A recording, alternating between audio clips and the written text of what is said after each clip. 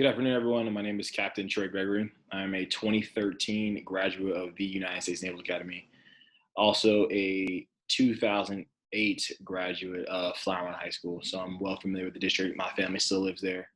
Um, Luckily enough to have run into Congressman Burgess on several occasions while I've been here stationed in DC. So I want to talk to you guys today a little bit about my journey, impart some wisdom to you guys, and hopefully help you make the best decision that is right for you. A little bit about me, background. I am now an intel officer in the Marine Corps. Graduated, like I said, graduated 2013. Um, uh, did our normal 6 months in Quantico, then transitioned to school, logistics school. Um, then moved out to the West Coast for a while, deployed out of the West Coast, came back, and then shortly after got orders here to DC. I'm working in Marine Corps Security Forces, and also I have a part-time job down at the White House.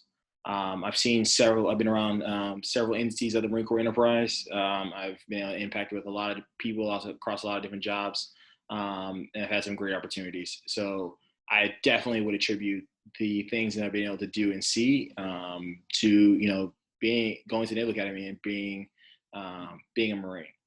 A lot of the first questions that people ask me is they see, oh, you went to the Naval Academy. How are you a Marine? So for people who don't know, the Marine Corps is in the Department of the Navy.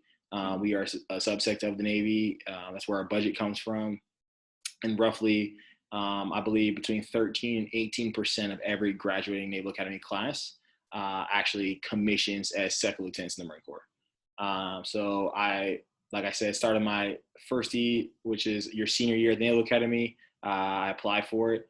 You go before a board, and luckily enough, I was selected, and here I am.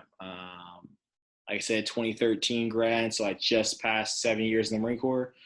Shortly next, I'm headed down for a professional military education school for about 9 months, and then I'm headed to two separate intel schools.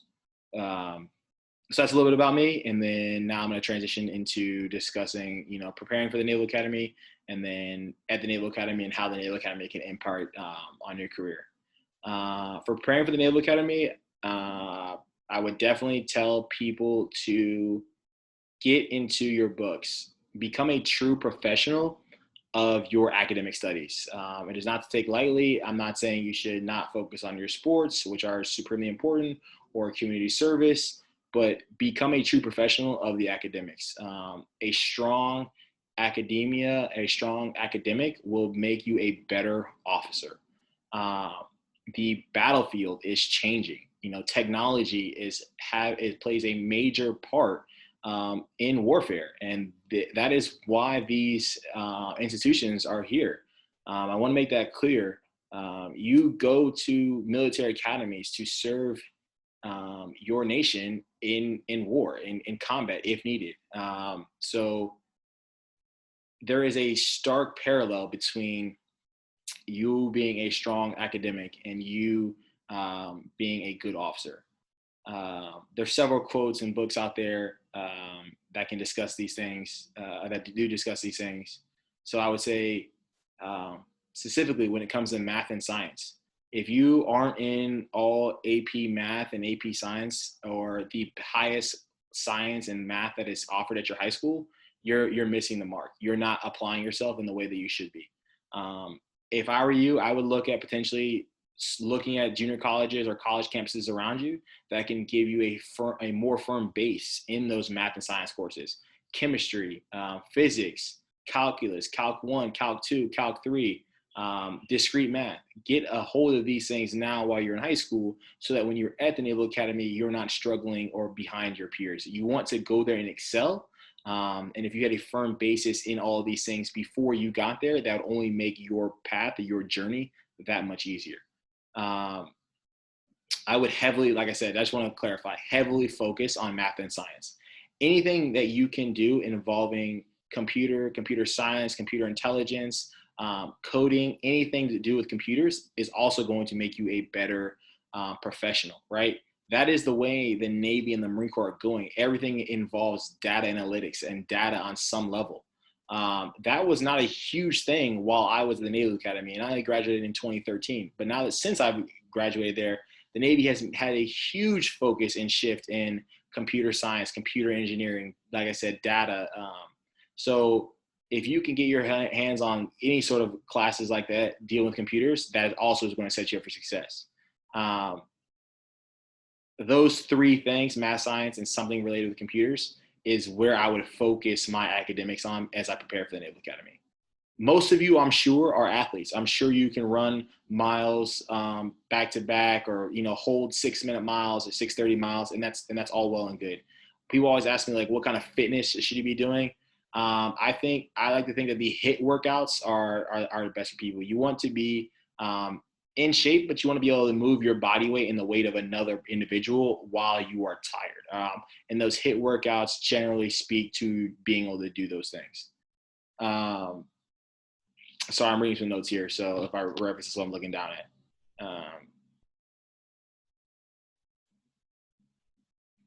And lastly, another thing I would say to prepare yourself is you need to fully ingratiate yourself in the idea that what you are joining is an organization that is bigger than yourself.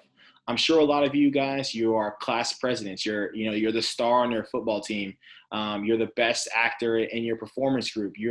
You have been the best. That is why you are looking at the cream of the crop schools. You're looking at the Naval Academy. You're looking at West Point, because you have good stock. You guys are good people. But you need to understand that when you get there, everybody was a team player. Everybody was a team captain. Everybody was the smartest in their class. So you have to understand that there is a level of humility that comes with going to these institutions. And as long as you can look out of yourself and help others, you can all push forward, and that's a huge goal while you're at the academies. My experience was tough. I have to be honest with you. Going to the Naval Academy is not the easiest route to commissioning as an officer in the military. The Naval Academy they make it a tough environment because they expect growth, and they expect you to come out a better person than when you started. The academy requires a level of sacrifice so that you can understand and take on all the teachings of the Naval Academy. These are things that I didn't necessarily have at 18. I needed the Naval Academy for its required discipline, for its focus, and those things helped me grow into a second lieutenant. And the growth didn't stop when I was second lieutenant. I didn't just have it all when I commissioned. Every day I learn something new about myself and about my Marines and how to become a better leader. The growth is continuous throughout your process in the military. The Naval Academy definitely harps on the idea of selfless sacrifice, because that is what you are doing. You are putting your name to something that is greater than yourself. It is important that we are the individuals who are willing to protect this nation at all costs. We are the ones that you're willing to lay your life on the line if needed in service of others. And the Naval Academy harps on the amount of selfless sacrifice that it takes to lead those individuals. Because when you graduate, you will have the sons and daughters of the populace. You will have the sons and daughters of America. They will be entrusted to your care. And the Naval Academy is trying to ensure that you are the best leader possible so that you are set up for success during tough situations.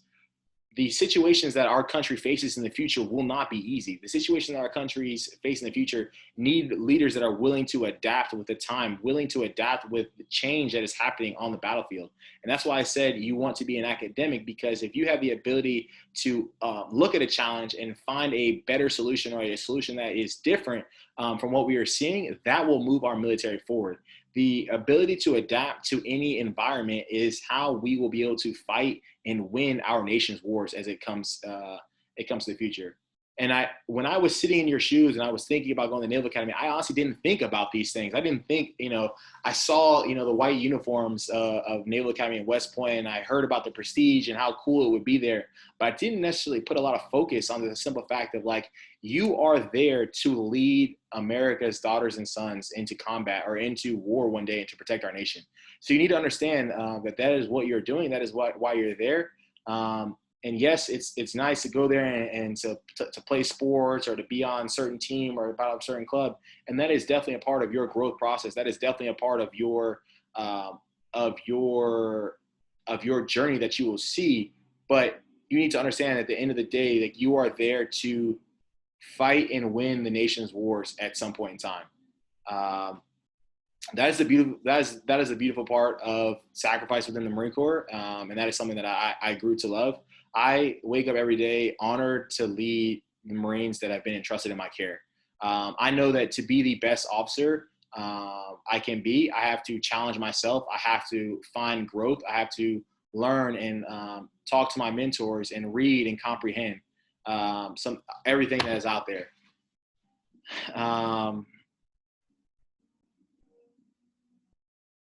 Lastly, I will say, and just to sum up my own 2 cents about my journey, the Naval Academy has given me so many beautiful things and so many opportunities. I've been able to meet every single living president. I have traveled to countries all across the world. The Naval Academy has so many opportunities to travel while you're there. I was able to you're able to interact with people from all different countries. And I think that's like a beautiful part. It's a diverse pot from worldwide because that is a huge thing for our military, and as we strengthen our partnerships throughout the globe. And then lastly, people always ask me, not everybody does time in the Marine Corps or the Navy after their 5 years. If you don't know, once you graduate from the Naval Academy, you owe a 5-year commitment to the Navy or the Marine Corps. And then a lot of people would decide, hey, thanks, but no thanks. I'm done. I'm done my time. And I will say, for all my peers that I've gotten out, have decided, hey, this is no longer for me. They have been set up for success on the outside in the civilian world. People have done all kind of things. People went to all kind of graduate schools, been in all kind of programs, and I would say they're definitely set up for success. So the Naval Academy brand, the West Point brand, they hire well. You'll be set up for success if you do decide that, hey, I just want to do my 5-year commitment, and then be done. So yeah, thank you for your time. If you have any questions, Congressman Burgess' office can easily reach out to me. I'm a big proponent of trying to reach back and help others who have trying to come down this path. I definitely didn't get everything right in my journey, and so if I can help somebody else have a better path or a path that has more growth opportunities, please reach out to me. Thank you.